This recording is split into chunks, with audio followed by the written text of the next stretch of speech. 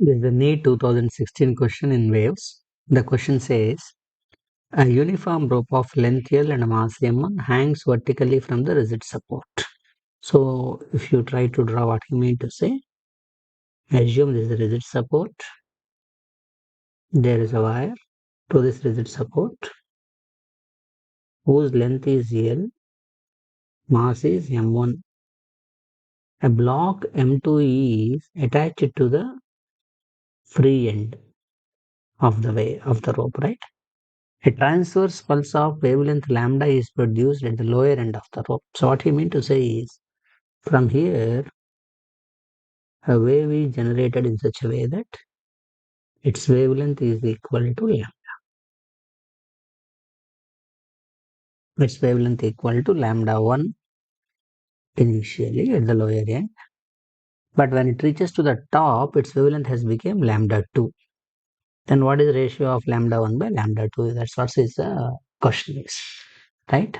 So we know one important thing that we know that velocity of transverse wave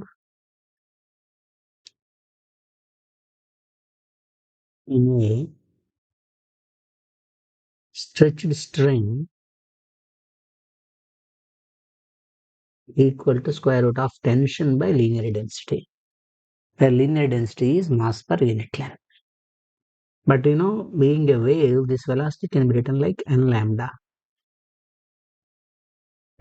So from all these, for a given wire, linear density is constant, frequency is also constant, lambda is directly proportional to square root of the tension is the formula that we can use. Once we understand that lambda is directly proportional to tension, it is given that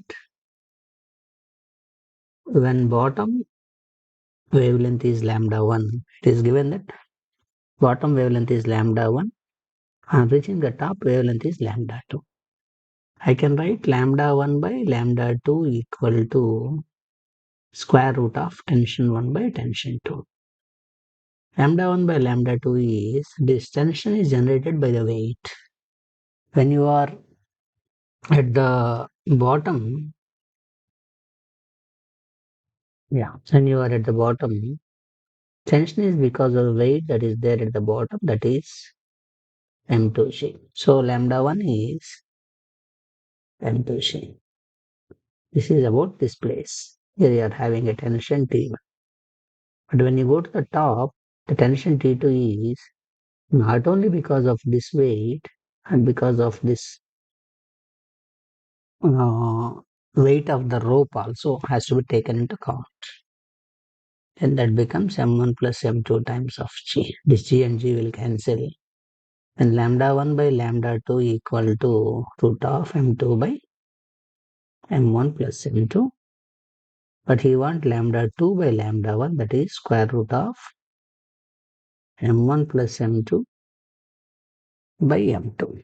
That's the answer for the problem. Answer A is the answer for the problem. That's how we solve the problem. Thank you for watching.